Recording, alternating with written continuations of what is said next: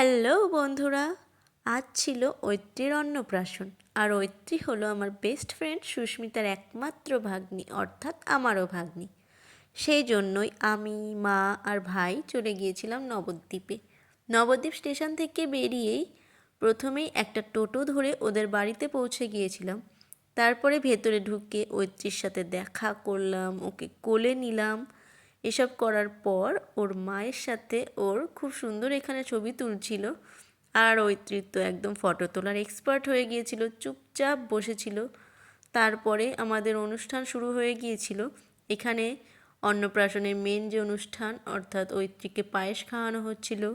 তারপরে এখানে ছিল একটা কুলো, কুলোর মধ্যে ধান, পেন, বই, খাতা সমস্ত কিছু দিয়েছিল, সেগুলো ও ধরছিল। তারপরেই আমরা চলে গিয়েছিলাম ফটো তুলতে। কয়েকটা ফটো তুলে নিয়ে দুপুরে খাবার খেয়ে নিয়ে আবার সবার সাথে দেখা করতে চলে এসেছিলাম।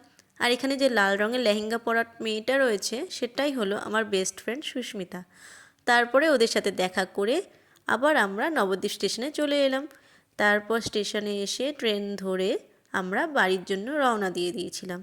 আর আজকের ভিডিওটা যদি তোমাদের ভালো লেগে থাকে তো অবশ্যই চ্যানেলটাকে সাবস্ক্রাইব আর ফলো করে দিও। টাটা।